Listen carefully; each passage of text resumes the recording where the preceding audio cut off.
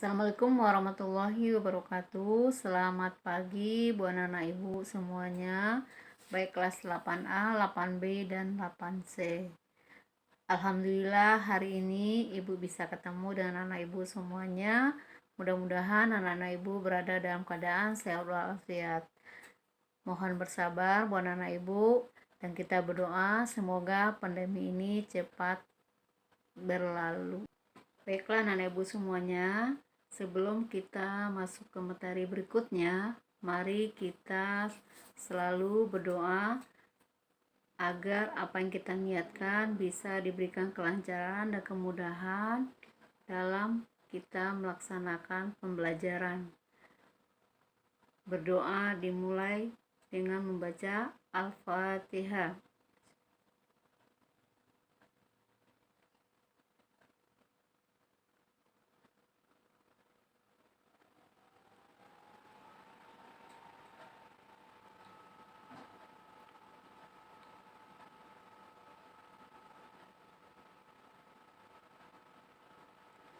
Amin amin ya rabbal alamin. Baiklah, anak-anak ibu sudah siap untuk mengikuti pembelajaran. Hari ini materi yang akan ibu lanjutkan yaitu tentang jenis dan karakteristik limbah organik. Pada materi ini kita akan membahas tentang limbah padat, jenis-jenis limbah padat, serta karakteristik dan contohnya dalam kehidupan kita sehari-hari. Limbah keras atau limbah padat itu adalah bahan yang berwujud padat dan tidak mudah berubah yang telah dibuang karena nilainya sudah tidak berguna. Karena bentuknya yang padat dan keras, limbah padat ini lebih sulit diuraikan oleh mikroorganisme. Limbah padat yang bersifat itu adalah ada limbah organik dan limbah anorganik dengan sumber bahan pembuatannya.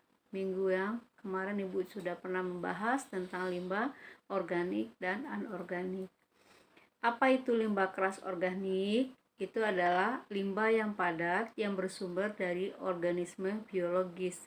Seperti apa karakteristik dari limbah keras organik ini?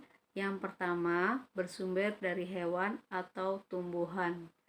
Kemudian dia bersifat keras dan padat. Kemudian dia sulit berubah bentuk. Keempat, dapat terurai oleh mikroorganisme. Yang kelima, pada umumnya tidak berbahaya. Nah, ini adalah contoh dari karakteristik dari limbah organik. Kemudian,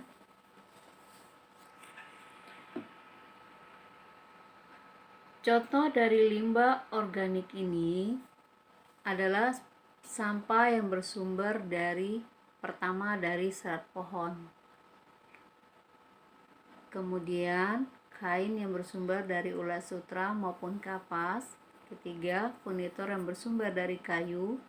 Kemudian dari makanan, kulit buah, biji buah, dan barang fashion yang terbuat dari kulit serta tulang dan tanduk hewan. Ini adalah contoh-contoh dari limbah keras organik yang bersumbernya pertama tadi adalah dari serat pohon. Kalau kita berbicara serat pohon, kalian pasti ingat waktu pembelajaran kelas 7 kita sudah pernah belajar tentang serat. Kemudian ulat sutra itu sudah pernah juga ibu ajarkan, yang nantinya bisa menjadi kapas atau kain. Kemudian kita masuk kepada sampah limbah keras organik. Ini adalah peruraiannya. Pertama, sampah makanan. Sampah makanan yang sering kita temukan setiap hari ini bertumpuk dan dapat terurainya adalah lamanya waktunya adalah 2 minggu. Kemudian kertas. Kertas juga dapat terurai waktunya adalah 10 sampai 30 hari. Sedangkan kain katun dapat terurai dalam waktu 5 bulan. Kayu dapat terurai dalam waktu 10 sampai hingga 15 tahun.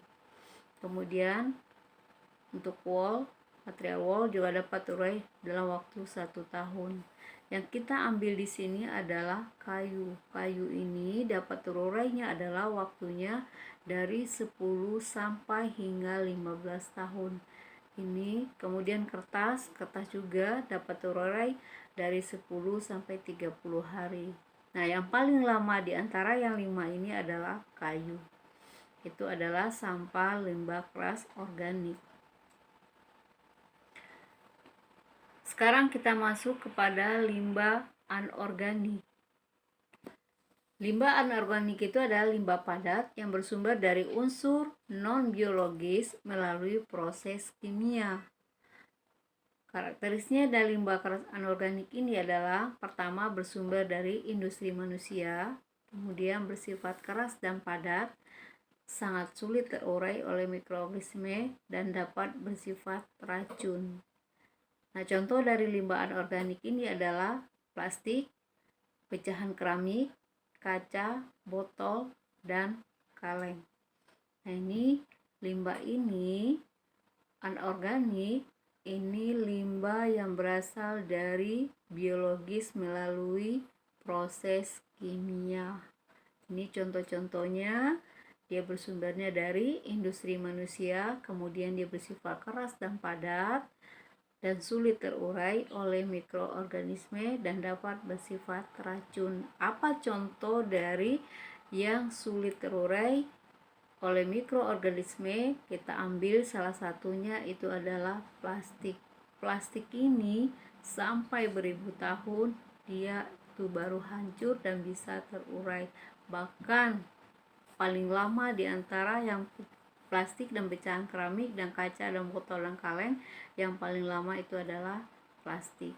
Makanya kita sangat dianjurkan untuk tidak atau mengurangi penggunaan plastik.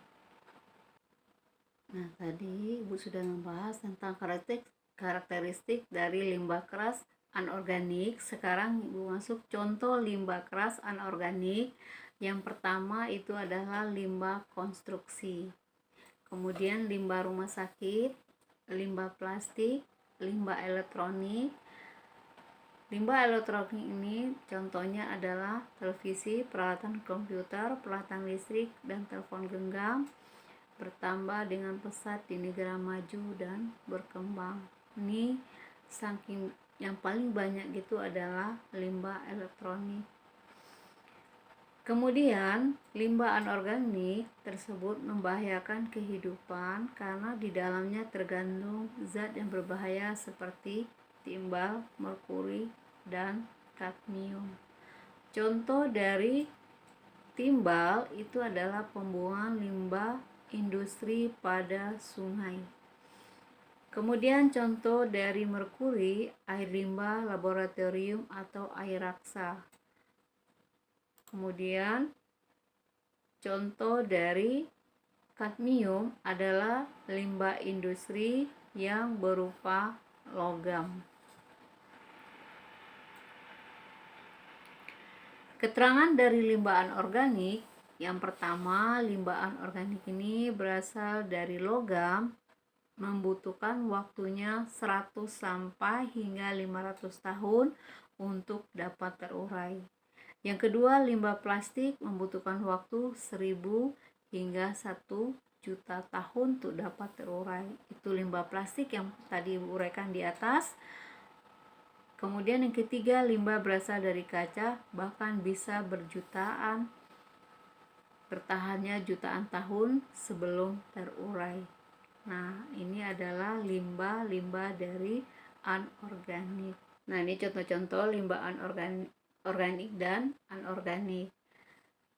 Yang pertama, Ibu ambil contohnya adalah kulit buah, kemudian ada botol, kaleng, kemudian serak kayu, kemudian ada limbah konstruksi. Nah, ini adalah contoh-contoh dari limbah organik dan anorganik. Mudah-mudahan anak-anak Ibu bisa memahami apa yang sudah Ibu paparkan tadi, dan apa yang sudah Ibu sampaikan tolong kalian rangkum Nanti hasil rangkumannya silakan kalian kirimkan melalui Google Form yang sudah Ibu sediakan nanti. Terima kasih buat anak Ibu semuanya yang sudah mengikuti pembelajaran prakarya. Mudah-mudahan teman-temannya belum hadir, minggu depan bisa hadir untuk mengikuti pembelajaran jarak jauh.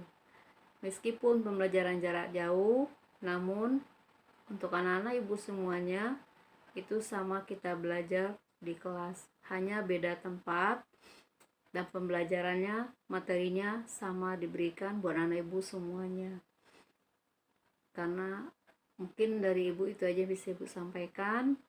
Sekian dari Ibu materi yang sudah Ibu sampaikan hari ini, mudah-mudahan bisa kalian pahami dan silakan kalian buat rangkumannya.